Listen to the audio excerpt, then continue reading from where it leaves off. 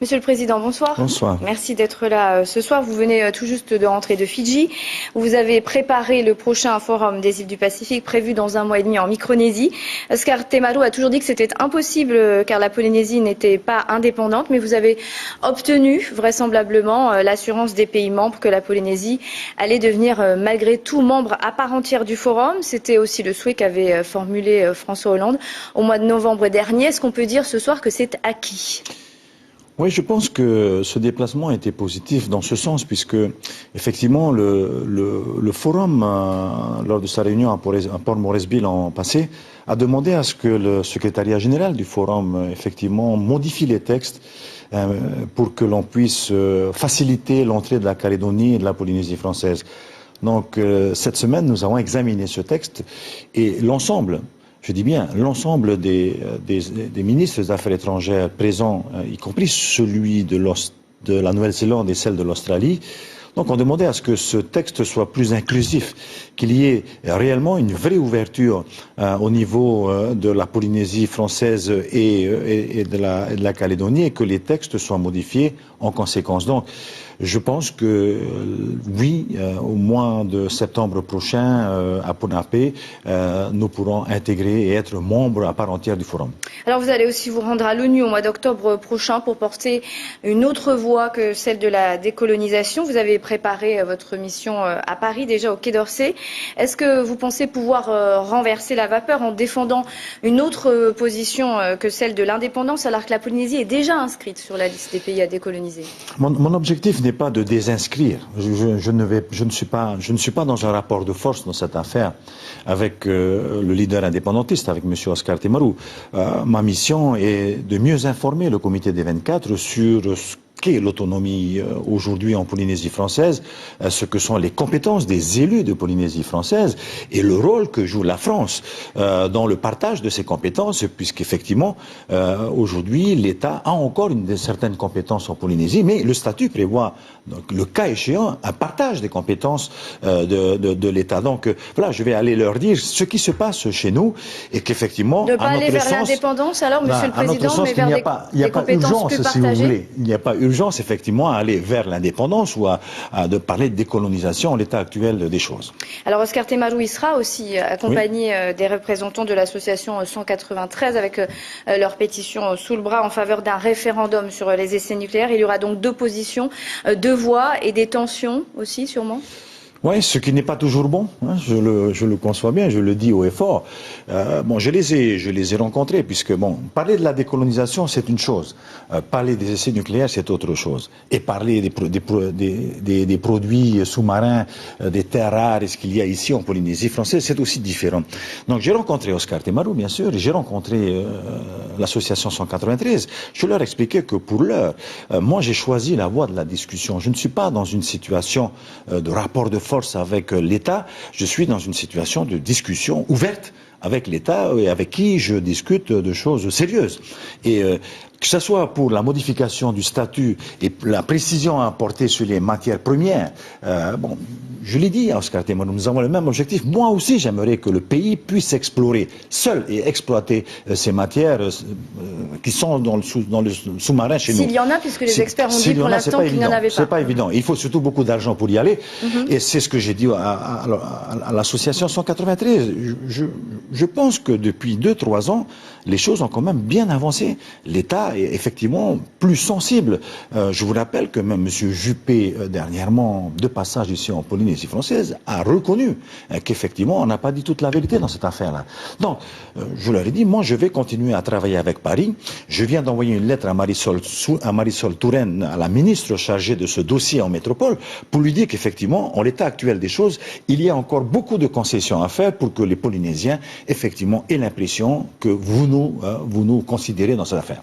Alors justement, Gaston Chaude dit de son côté que vous êtes obligé de tenir compte de l'avis des signataires de cette pétition, des Polynésiens qui l'ont signée en tout cas, qu'il ne faut pas mépriser la population. Je ne méprise personne, vous savez. Qui a méprisé qui dans cette affaire? Vous savez, pendant 30 ans, j'étais aussi de l'autre côté de la barrière où pendant 30 ans, j'ai dit qu'il n'y avait pas de problème. Nous avons tous, avec Gaston Floss, nous nous sommes battus pour dire que les essais étaient propres. Aujourd'hui, effectivement, il faut constater que les choses ne vont pas, mais j'ai un interlocuteur qui est, à mon avis, l'interlocuteur privilégié dans cette affaire, c'est l'État. Je vais pas. À quoi sert? Aller à l'ONU, c'est bien, mais qu'est-ce qui va se passer après? J'arrive pas à trouver quelle solution l'ONU va nous proposer, sinon d'aller en parler sur la place publique. Moi, je pense aux malades, je pense à ces personnes qui sont aujourd'hui en attente et qui ont besoin d'être prises en considération par l'État parce que, apparemment, ce sont des victimes dans cette affaire. Non, j'ai demandé, et le point le plus important pour nous, c'est qu'effectivement, cette histoire de risque négligeable disparaisse complètement de la loi. Lorsqu'on nous parle des enfants, effectivement, qui étaient au Gambier ou à Toureya dans les années 66 à 74, qui sont aujourd'hui malades, je dis que là, il n'y a pas de risque négligeable. C'est une conséquence directe. Lorsqu'on parle des personnes qui ont travaillé à Mururo et Fangataufa, ces gens ont été exposés. Aujourd'hui, on dit qu'il y a effectivement problème. Donc, voilà, le risque négligeable pour ces personnes au moins doit disparaître le plus rapidement possible. Alors en plus de vos habituels opposants politiques, les maires s'en mêlent aussi en Polynésie. Cela ne s'est pas très bien passé au dernier congrès des maires avec la signature d'une résolution que vous connaissez dans laquelle le gouvernement est mis en cause. Vous avez accusé entre guillemets Christian Vernodon, membre du CES, d'avoir influencé les élus dans la rédaction de cette résolution. Dans quel but l'aurait-il fait selon vous ? Vous savez, j'étais un petit peu choqué, et c'est vrai, on a parlé de Tahoua. Tahoua, c'est plus que ras-le-bol, c'est au-delà du ras-le-bol. On a parlé de Fiou. Je me suis demandé, mais qu'est-ce que j'ai fait aux maires pour qu'ils arrivent à me dire tout cela? Bon, je suis parti à Souva, je suis revenu. Bon, ça va, tout ça, je pense qu'il faut effectivement qu'on en parle. Il y a un problème sur la méthode. Et c'est la raison. Vous pensez qu'il y a une volonté politique de vous nuire? Lorsque vous lisez le communiqué, il y a effectivement un paragraphe qui prête à confusion ou qui est prête à avoir des idées de ce type-là.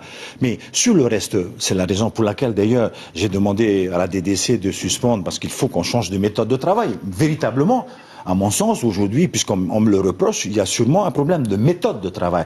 Donc je vais les voir jeudi, on va discuter méthode, on va discuter sur la façon de travailler, sur les relations personnelles que je vais avoir avec eux. Parce que vous savez, ce qui m'est reproché n'est pas vrai du tout. Je fais confiance aux maires sur leur projet d'investissement. J'ai toujours suivi, dans tous les dossiers qui me sont présentés, j'ai toujours suivi les propositions des maires. Aujourd'hui, on me reproche de le faire tout seul, on le fera à deux. Ce sera un peu plus long, mais on le finit.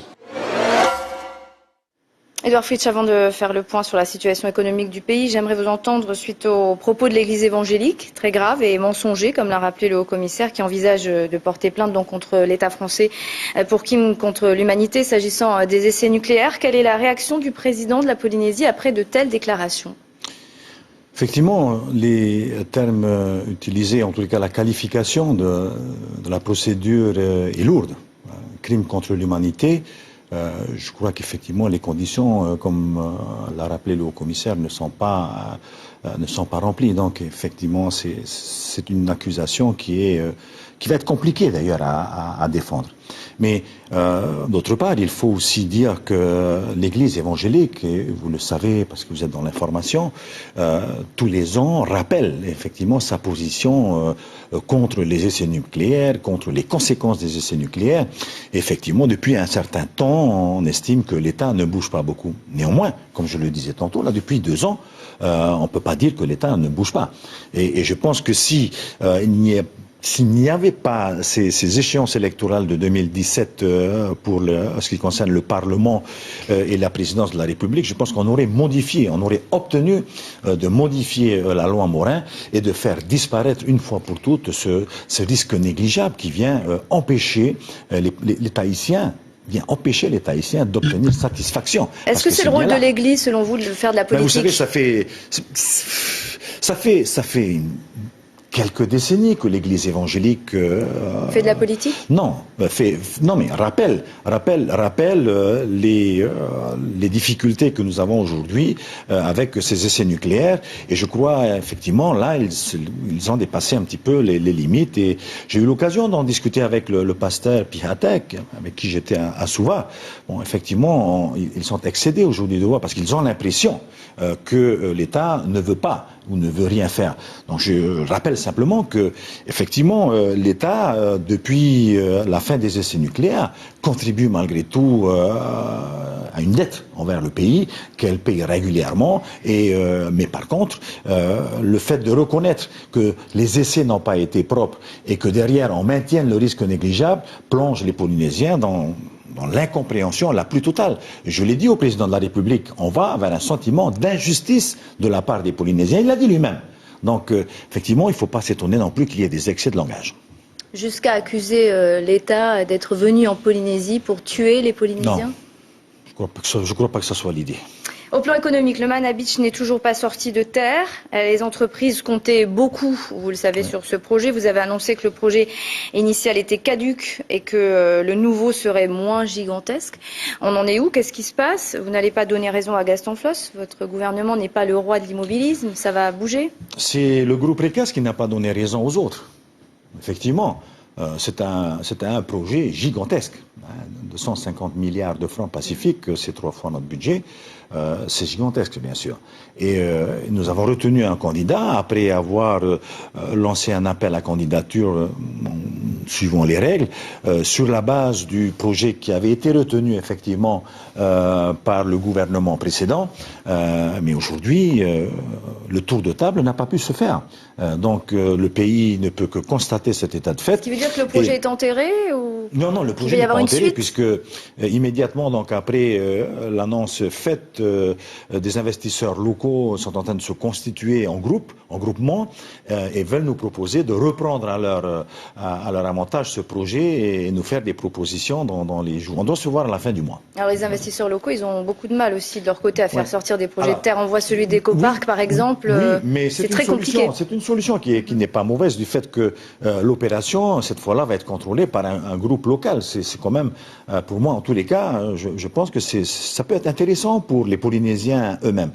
Bon, l'objection, effectivement, qui est aujourd'hui posée contre EcoPark, là aussi j'ai un peu de mal à comprendre. D'ailleurs, j'ai demandé au ministre de la Culture que nous puissions monter à Papeete voir et leur expliquer ce projet. J'irai avec le Conseil des ministres à leur rencontre, parce qu'il n'est pas question dans ce projet EcoPark de faire disparaître le Wharehapé. Au contraire, je pense qu'il y a une petite valorisation qui peut être faite de cette vallée qui est riche en matière culturelle. Et donc, je pense qu'il faut là aussi discuter peut-être un peu plus avec les détracteurs. Donc c'est un projet que vous soutenez? Bien sûr.